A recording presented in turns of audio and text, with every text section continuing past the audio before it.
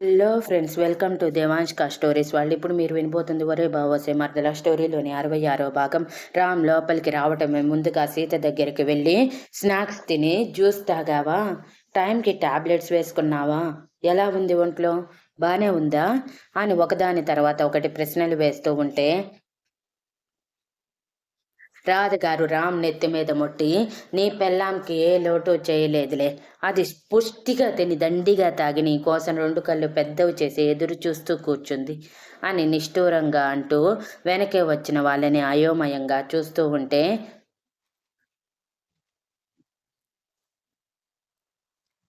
రామ్ అది గమనించి అందరినీ పరిచయం చేసి, సీత ప్రెగ్నెంట్ అని తెలియగానే మేము వస్తామని వచ్చేశారు అని చిరునవ్వుతో అన్నాడు.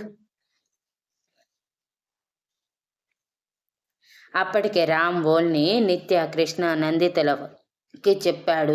ఇంట్లో ఎవరికి సీత చేసిన పని తెలియకూడదని వాళ్ళు కూడా ఒప్పుకున్నారు.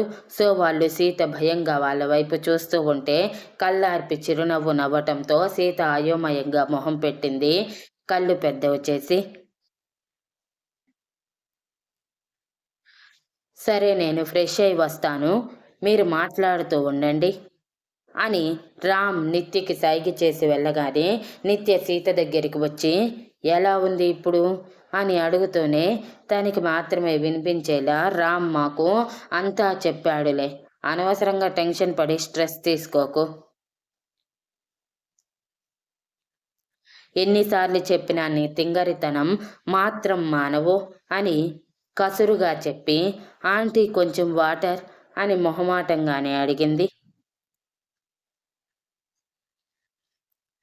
అయ్యో మర్చిపోయాను, కూర్చోండి తీసుకువస్తాను అని రాధగారు సుధగారు హడావిడిగా కిచెన్లోకి వెళ్తే అక్కడే కూర్చున్న మహాలక్ష్మి గారు అందరి గురించి ఆరాలు తీయటం మొదలుపెట్టారు.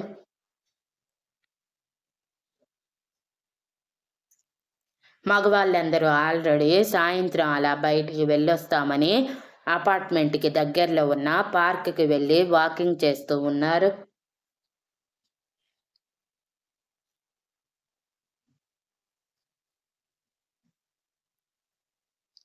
రాధగారు సుధగారు అందరికీ వాటర్, కాఫీ, స్నాక్స్ అన్నీ తీసుకువచ్చి వాళ్ళకి ఇవ్వగానే వాళ్ళు కాఫీ తాగుతూ సీత ఆరోగ్యం గురించి తెలుసుకుంటూ మాట్లాడుతూ సీతతో తన ఫ్రెండ్స్ నలుగురు చిరుకోపంతో అలకతో, మనం నువ్వు ప్రెగ్నెంట్ అని మాకు చెప్పలేదు కదా ఇన్ని రోజులు, మమ్మల్ని కూడా దూరం పెట్టావు కదా అని అన్నారు.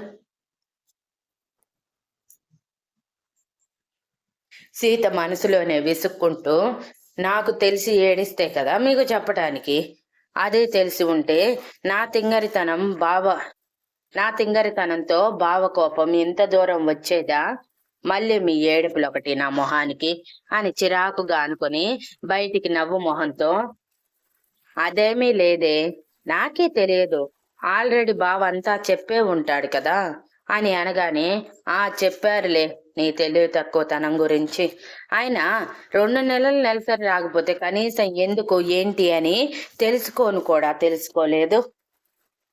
ఈ రోజుల్లో ఎవరు నీలా తెలివి తక్కువగా లేరే.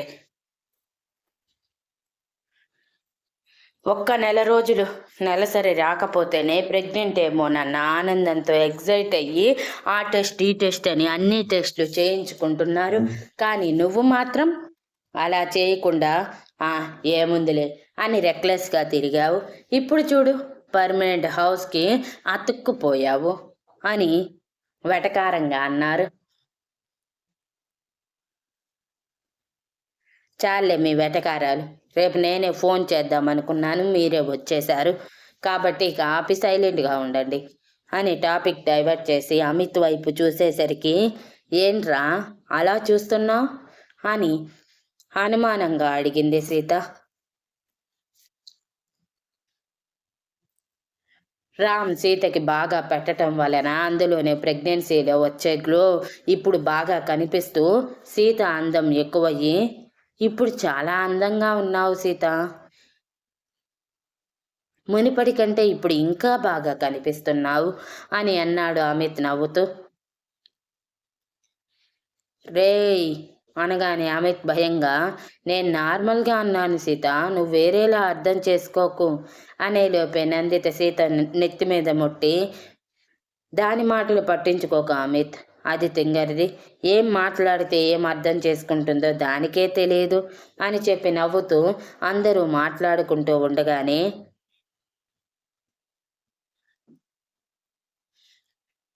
రామ్ కూడా రావటంతో రామ్కి కాఫీ స్నాక్స్ ఇచ్చి సీతకి మరోసారి జ్యూస్ ఇమ్మని ఆర్డర్ వేయటంతో రాధగారు మూతి తిప్పుకుంటూ, పెళ్ళాం మీద తప్ప పక్కనే ఉన్న తల్లి అత్తల మీద ప్రేమే లేదు. వచ్చాడు పెళ్ళాం గురించి, తిన్నావా తాగావా అని అడిగాడు. మరి పక్కనే ఉన్న తల్లిని అడగలేదే, ఆ పక్కనే ఉన్న అత్తని అడగలేదే అని మూతి తిప్పుకుంటూ చెప్పి కిచెన్లోకి వెళ్తే రామ్ నవ్వుకుంటూ, మిమ్మల్ని మీరు సరిగా చూసుకుంటేనే కదా నా సీతని జాగ్రత్తగా చూసుకోగలరా అమ్మా, అందుకే మీ గురించి అడగటం లేదులే. మరీ అలా మూతి తిప్పకు, నాన్న వచ్చాడంటే హార్ట్ స్కిప్ అయ్యి నీ మీద పడిపోతాడు అని అల్లరిగా అన్నాడు.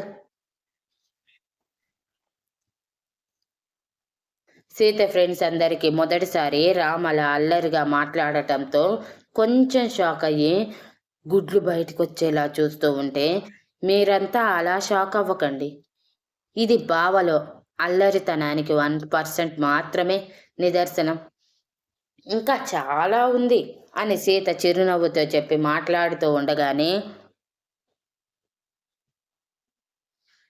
మగవాళ్ళు కూడా వచ్చి అందరి గురించి తెలుసుకొని మాట్లాడుతూ ఉంటే సుధగారు స్వయంగా చేతులతో చేసిన ఫ్రెష్ జ్యూస్ తీసుకువచ్చి సీత చేతిలో పెట్టి, తాగమ్మా, మళ్ళీ తాగకపోతే నీ మొగుడు మమ్మల్ని అంటాడు అని మూతి తిప్పుకుంటూ చెప్పి నవ్వుకుంటూ వాళ్ళ భర్తల పక్కన కూర్చొని సరదాగా మాట్లాడుకుంటూ ఉన్నారు.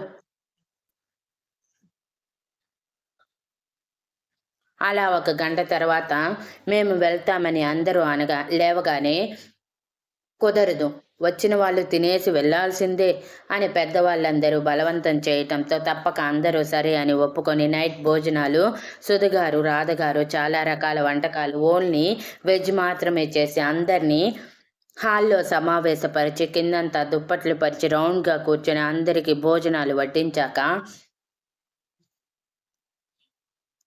సీతకి రామ్ చేతితో తినిపించుకోవాలని ఉంది, కానీ అంతమంది ముందు బాగుండదని సైలెంట్గా అన్నం గెలుగుతూ ఉంటే, ఏంటి ఆ తినటం అని రాధగారు కసురుగా అంటూ సీతకి గోరుముద్దలు పెడుతూ ఉంటే, మరి నాకమ్మా అని రామ్ నోరు తెరిచాడు.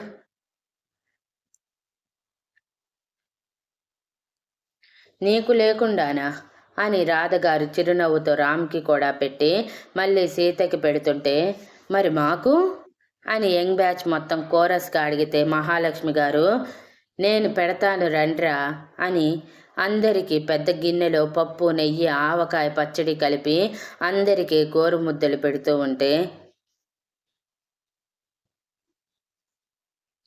వాళ్ళందరికీ తమ తమ వాళ్ళను గుర్తుకు వచ్చి కళ్ళు చెమర్చగా, అరే ఎందుకురా అలా బాధపడుతున్నారు, మీ వాళ్ళని అంతగా మిస్ అయితే ఒకసారి వెళ్ళి కలిసి రండి, మీ వాళ్ళు కూడా మిమ్మల్ని అంతే మిస్ అవుతారు కదా అని ఓదార్చి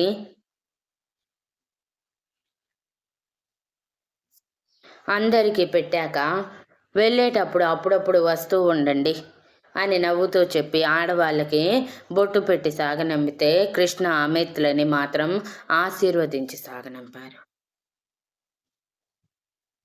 అందరూ వెళ్ళిపోయాక, నీ ఫ్రెండ్స్ అందరూ చాలా బాగా కలిసిపోతున్నారు రామ్ సీత, మన ఊరి జాతరకి తీసుకురండి, వాళ్ళు కూడా చూస్తారు అని సూర్యనారాయణ గారు అనగానే, ఈసారి తప్పకుండా తీసుకువస్తాం తాతయ్య అని సీతారాం కోరస్గా అన్నారు.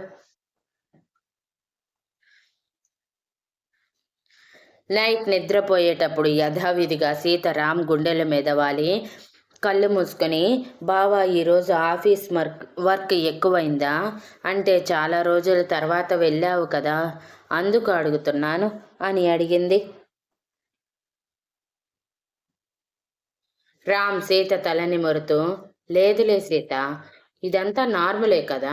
పైగా ఇంటి దగ్గర కూడా నేను వర్క్ చేశాను కాబట్టి బర్డెన్ లేదు. ఇక నీ రిజైన్ లెటర్ కృష్ణకి ఇచ్చేశాను. తను కూడా యాక్సెప్ట్ చేశాడు అని అన్నాడు.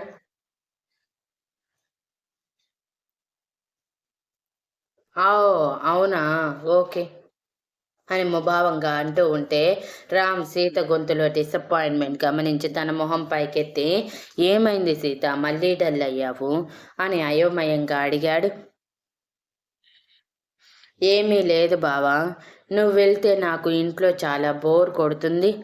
నాకు ఆఫీస్‌కి రావాలని ఉంది కానీ ఇదిగో నీ కొడుకు రానివ్వటం లేదు" అనగానే, "కొడుకు కాదు కూతురు" అని సీరియస్‌గా అన్నాడు రామ్. కాదు. నీలాగా అచ్చంగా, ముద్దుగా, సొట్టబుగ్గలతో చూడగానే ముద్దొచ్చేలా ఉండే నా కొడుకే పుడతాడు అని సీత పంతంగా అంటే, రామ్ సీతని కూర్చోబెట్టి పైకి లేచి కూర్చొని, లేదు, అచ్చం నా సీతలా కొంచెం సీల్రా కాసిలా ఎప్పుడు తింగరి పనులు చేస్తూ అందరి ముందు తలదించుకుని అమాయకంగా మొహం పెట్టి నన్ను ఇరికించే నా సీత ప్రతిరూపమే పుడుతుంది అని ఉక్రోషంగా అన్నాడు రామ్. అంటే ఏంటి బావా? నేను నిన్ను ఇరికిస్తున్నానా? అని సీత నిప్పులు చెరుగుతున్న కళ్ళతో అడిగితే, అఫ్‌కోర్స్ అని రామ్ భుజాలెగరేస్తూ, లేకపోతే ఈరోజు నిత్య, నందిత, కృష్ణ నీ గురించి ఇంట్లో చెప్పి నీకు గడ్డి పెట్టిద్దామని అనుకున్నారు. నేనే వాళ్ళకి నీ గురించి చెప్పకుండా కష్టపడి ఆపాను. ఇక నీ ఫ్రెండ్స్ కూడా చెప్పాలనుకున్నాను. నీ నిర్వాకం తెలిసాక వాళ్ళు నీ మీద ఫైర్ అవుతారు కదా!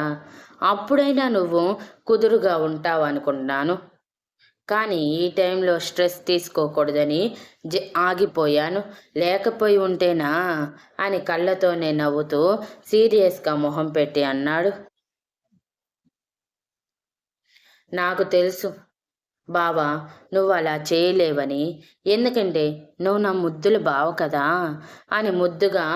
అని ముద్దు పెట్టడానికి సీత ముందుకి రాగానే రామ్ తన మొహాన్ని దూరం జరుపుతూ, నాకిష్టం లేదు అని వెంటనే మూడ్ మార్చేసి మొహం ముచ్చుగా పెట్టి నిద్రొస్తుందని పడుకోగానే సీత చిరుకోపంగా, కానీ నాకు ముద్దొస్తుంది అంటూ రామ్ బుగ్గ మీద గట్టిగా ముద్దు పెట్టి కొరికి, ఇంకొకసారి ఇలా అవాయిడ్ చేస్తే నా పనిష్మెంట్ ఇంతకంటే గట్టిగా ఉంటుంది అని అంది సీత.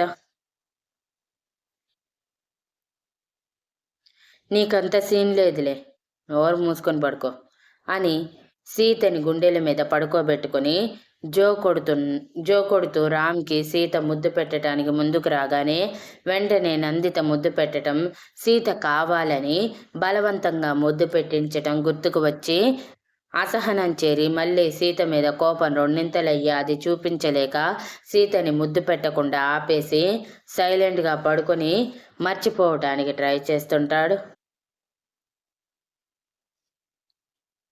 సీతకి కూడా ముద్దు పెట్టటానికి ముందుకు వచ్చినప్పుడు రామ్ దూరం జరపగానే రామ్ మొహంలో అసహనం గమనించి ఇంకా కోపం తగ్గలేదని అర్థమై ఇంకొకసారి ఇలాంటి పిచ్చి పనులు చేసి రామ్కి ఇంకా కోపం తెప్పించకూడదని ఫిక్స్ అయ్యింది.